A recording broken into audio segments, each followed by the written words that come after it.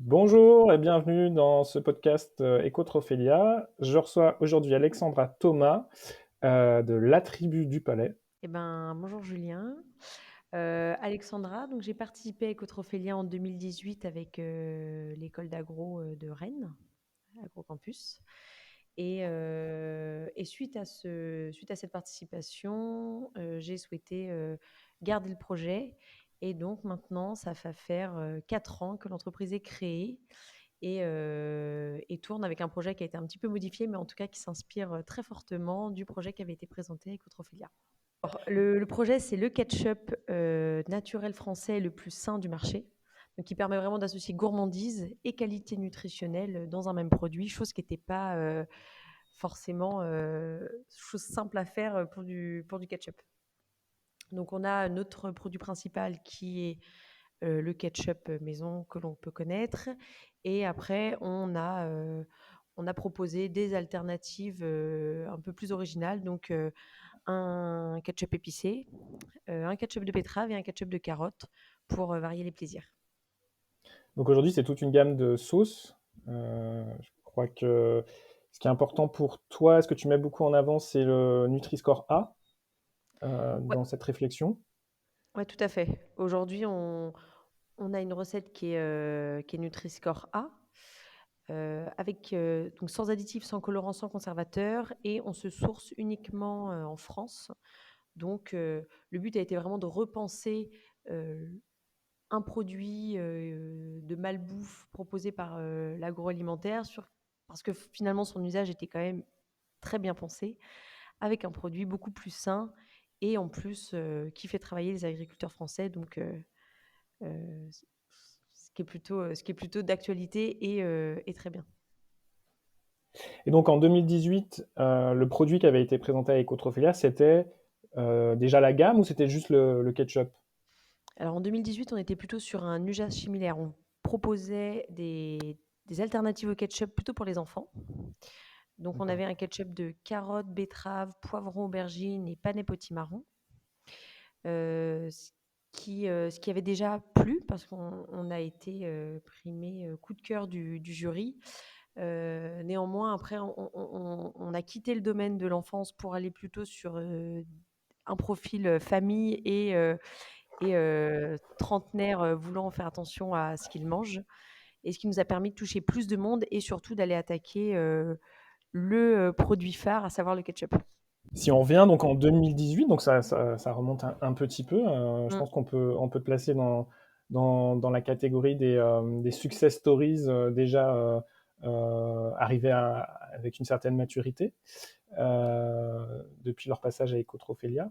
Qu'est-ce qui, à l'époque, t'avait donné envie de participer au concours à Ecotrophelia? Qu'est-ce que ça représentait pour toi à ce moment-là? Alors j'ai de base un profil entrepreneuse et finalement ce projet-là m'a permis, c'était un peu la première porte, la première fois qu'on me donnait l'opportunité vraiment de créer, de suivre un projet de A à Z, et relativement tôt parce qu'on avait quoi? On avait 25 ans, je pense, heu, dans ces années-là. Et donc c'est vraiment ma première expérience entrepreneuriale sans les risques qui sont associés parce qu'on est entouré d'experts, nos profs, et puis par la suite on va devant des jurys. Donc il y a vraiment un niveau attendu qui est très très haut. Il faut être vraiment compétent et aller pousser loin nos recherches. Et finalement, on est quand même entouré pour créer un produit qui ressemble à quelque chose. Donc par rapport à mon jeune âge, on avait poussé les recherches tant technologie que R&D que sécurité sanitaire très très loin. Et derrière, on passe devant un jury d'experts qui, lui, nous challenge pas mal. Donc ça, c'était génial. Et ça reste quand même dans un environnement très bienveillant, avec zéro risque financier, ce qui est quand même le nerf de la guerre quand on monte par la suite son entreprise. Et à l'époque, donc vous étiez toute une équipe, vous étiez combien? On était 8. Alors, on s'est pas du tout fâché avec les autres membres de l'équipe parce que j'en vois encore d'ailleurs pas mal régulièrement. Néanmoins, l'expérience entrepreneuriale ne plaît pas à tout le monde, surtout quand on rentre dans le monde du travail. Et donc, c'était plus même par honnêteté vis-à-vis, les uns et des autres qu'on s'est dit: «Bon voilà, moi je suis plutôt prête à investir du temps et à finalement pas partir sur la voie qui nous était un petit peu tracée quand on sortait d'une école d'ingé ou pas». Mmh. Et donc je me suis rapidement trouvée, seule par rapport à cette équipe, initiale. Néanmoins, maintenant je me suis associée avec d'autres personnes. Comment est-ce qu'à l'époque, vous avez eu cette idée? Pourquoi vous vous êtes dit: «Tiens, on va partir, sur, des sauces, des alternatives au ketchup»? Alors l'idée, elle est venue, d'une discussion où je me disais vraiment l'usage du ketchup, il est hyper intelligent, hyper bien pensé. C'est-à-dire qu'on peut globalement le mettre avec tous nos plats. Tous les enfants connaissent la marque ketchup, tous les parents en achètent pour eux ou pour leurs enfants. Néanmoins, quand tu retournes le produit, tu regardes l'étiquette, tu te dis: «Waouh, on en est à consommer un produit qui est vraiment, très peu intéressant d'un point de vue nutritionnel». Ouais, c'est que du sucre. Alors qu'on pourrait finalement voilà, c'est ça, c'est du sucre et du concentré et je parle même pas du sourcing qui peut aussi poser question. Alors qu'on pourrait en faire un condiment, qui serait intéressant d'un point de vue nutritionnel parce que ça peut pousser à consommer des légumes à les enfants. Il peut y avoir même tout l'aspect éducation voilà, ça c'est une betterave, ça c'est une carotte, ça c'est une tomate, bon voilà. Et donc on s'est dit: «Ce serait quand même fou que, le ketchup, soit plus sain et qu'on déculpabilise en fait le fait d'en consommer, quasiment à tous les plats». Donc on s'est lancé là-dedans et puis moi j'avais pour souhait de porter à cœur que le condiment, ça a pour but de mettre un peu de paillettes, on va dire, dans notre, assiette, mais pas de prendre le dessus. Or Mmh. quand on met du ketchup quand même avec nos pâtes, on sent quand même beaucoup le goût du sucre et le goût du produit avec quoi on l'associe, des fois, il peut un petit peu disparaître. Donc là, on a vraiment travaillé sur des recettes où le cœur du produit, c'était le légume, c'est le légume. Il est, il est assaisonné et pour ce conservateur, on a un petit peu de vinaigre pour retrouver quand même, les spécificités du ketchup, donc qui est un peu acide et un peu sucré, mais sans avoir de colorants, d'additifs, qui finalement perdraient le produit de base qui est, bah, pour le ketchup, la tomate, pour le ketchup de betterave, la betterave et cetera. Les consommateurs, ils trouvent quand même la dimension plaisir, même si on leur a enlevé, le côté très riche en sucre, du ketchup, qui fait parfois c'est ce qu'on recherche finalement, mais il faut Mmh. peut-être éduquer le consommateur aussi, je sais pas. Alors, il y a une éducation qui est en train de se faire, sur le consommateur. Aujourd'hui, si on regarde globalement les produits de l'agroalimentaire, on revoit les recettes pour les diminuer en sel, en sucre parce que, on est en train de se dire que quand même il y avait des incohérences à proposer des produits, avec enfin, autant caloriques ou avec ces contenus-là. Heu et comme je le disais auparavant, on est vraiment resté quand même sur les marquants du ketchup. Donc il y a différents marquants où quand on consomme du ketchup, on s'attend à ressentir, à avoir ce goût-là en bouche et donc nous, on a essayé de les travailler au maximum. Néanmoins, je ne vais pas vous mentir, quelqu'un qui est adepte du ketchup, il sera ketchuporien. C'est un peu comme les adeptes, Nutella. du Coca-Cola ou du Nutella. On ne pourra pas les faire changer. Et donc ces personnes-là, eh ben, malheureusement, on ne peut pas plaire à tout le monde et on n'arrivera pas à les accrocher Mmh. avec nous. Mais Mmh. on est quand même assez surpris parce que entre le visuel qui est quand même très similaire, l'usage qui est le même, euh, on a des bons retours. On a des très bons retours sur les produits. Pour revenir à Ecotrophelia et l'expérience du concours en 2018, est-ce que tu peux un peu nous raconter voilà, quels souvenirs tu en gardes et comment ça s'est passé pour toi à ce moment-là? Ouais, c'est rigolo parce que cette question-là, donc je l'ai un peu travaillée avant le podcast et j'ai eu du mal à trouver des points négatifs, honnêtement. Et je pense que plus je prendrais du recul sur cette expérience, plus je me dirais: «Tain, c'était quand même ouf». Donc c'est pour moi, avant de rentrer dans le monde du travail, tu passes par une étape de projet comme ça sur un an, en allant, chercher vraiment c'était vraiment complet. Enfin, on allait de la fabrication des recettes qui paraît classique jusqu'à, l'élaboration d'un PRI, faire le bilan carbone de notre produit. Donc vraiment, c'est très, très, très, enfin, c'est total, quoi, c'est global. Et je pense que c'est les premières fois qu'on a travaillé la résilience d'un projet parce qu'on a pour la première fois des contraintes à intégrer à notre réflexion. que ce soit des contraintes industrielles, parce qu'on nous dit, bah, ça, par exemple, c'est pas du tout possible, ou quand on regarde le temps que ça peut prendre, on se dit, ouais, au niveau main-d'œuvre, là, ça va pas du tout être possible. Donc, on commence déjà à avoir ces premières réflexions-là, chose qu'à l'école, on aborde peu normalement.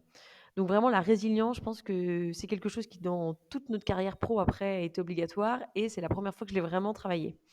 Et le deuxième point que je voudrais souligner, c'est le travail en équipe et le fait d'avoir une équipe pluridisciplinaire. Mais donc, du coup, bah, chacun arrivait avec aussi bah, chacun arrivait avec ses obligations. En fait, moi, je me rappelle de la personne qui gérait la qualité. Bah, elle arrivait avec ses contraintes qualité, ses obligations de passer par un traitement thermique suffisant.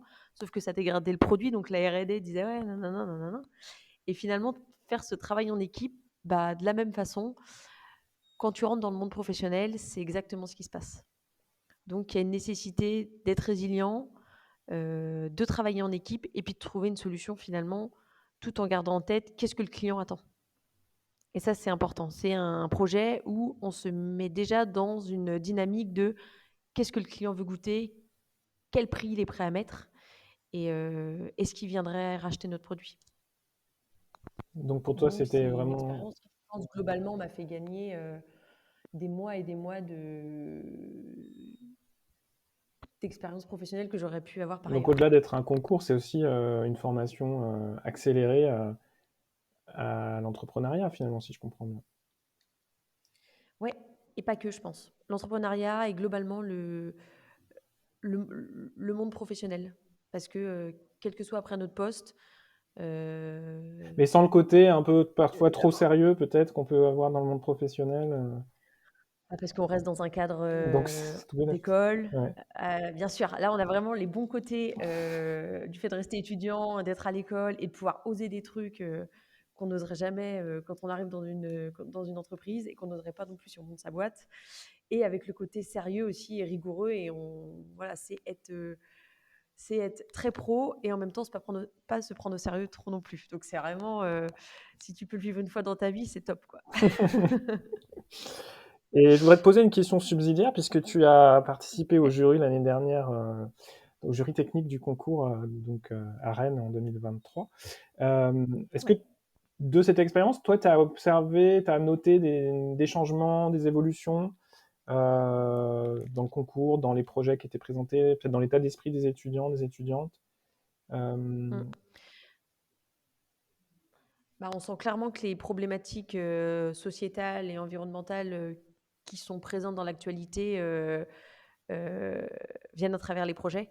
On avait un pourcentage de projets en lien avec, hem l'environnement, avec le fait de proposer des travails, avec les conditions de travail, rien que le fait le fait d'éviter d'être sur des postes trop contraints, etc., qui était beaucoup plus présent qu'à notre époque. Et d'ailleurs, moi, j'étais la deuxième promo qui parlait d'environnement, enfin, qui avait vraiment, pardon, une étiquette anti-gaspi. Et là, aujourd'hui, on avait, je sais pas, un tiers des projets qui étaient axés sur l'anti-gaspi ou sur on recycle tel produit, ou vraiment il y avait une réflexion beaucoup plus poussée ce sujet-là, Mhm. ce qui montre que euh, bah, les nouveaux entrants dans les entreprises ont ces thématiques-là en tête et c'est super parce que ça va faire évoluer les entreprises dans le bon sens. Est-ce que c'est ta participation à Ecotrophelia qui t'a convaincu de te lancer dans ce projet entrepreneurial? Je pense que dans tous les cas, je me serais lancée, honnêtement, parce que j'ai ça dans le sang et que c'est vraiment là où je m'éclate. Néanmoins, ça m'a donné de la légitimité pour me lancer sur un projet industrialisable rapidement. Euh, je pense que la difficulté, c'est de passer de son projet dans la cuisine à un projet qui peut, euh, qui peut aller sur le marché.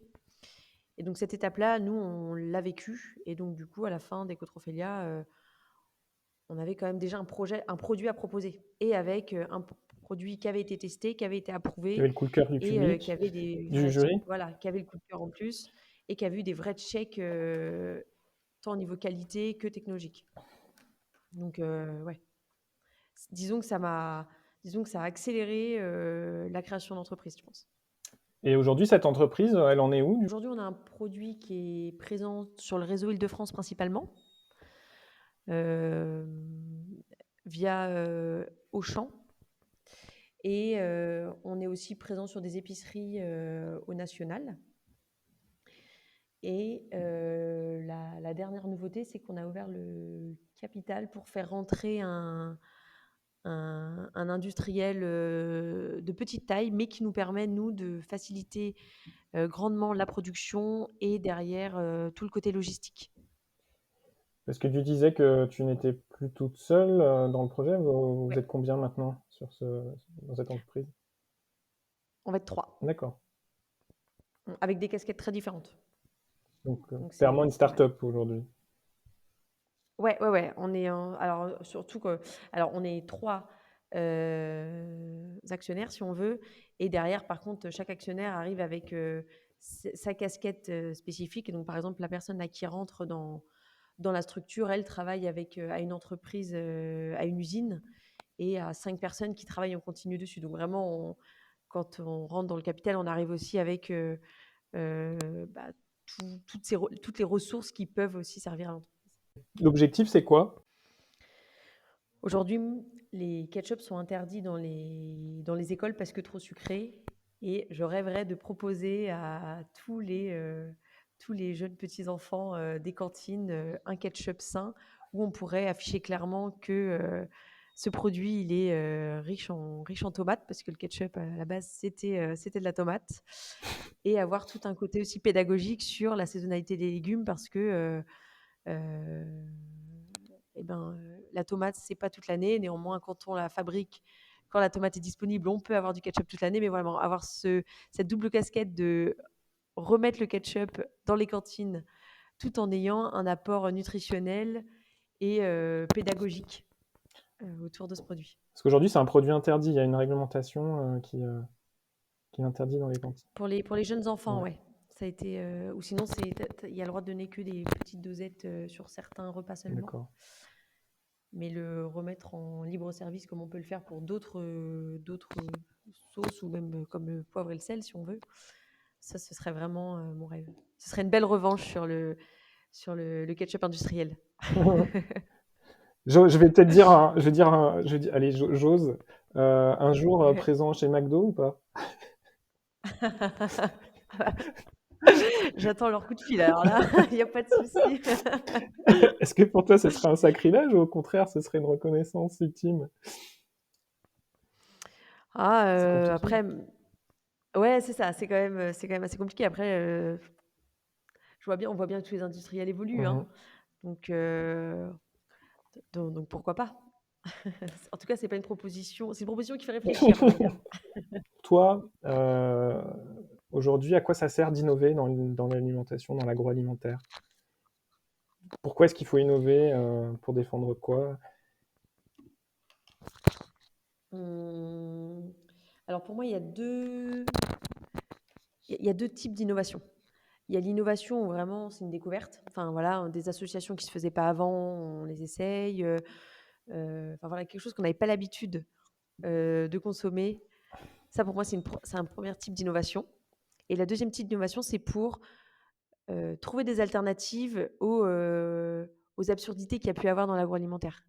Là vraiment, moi, mon produit, c'est proposer un produit qui a un réel usage, qui plaît aux gens, mais avec beaucoup plus de sens, avec un sens éthique, nutritionnel.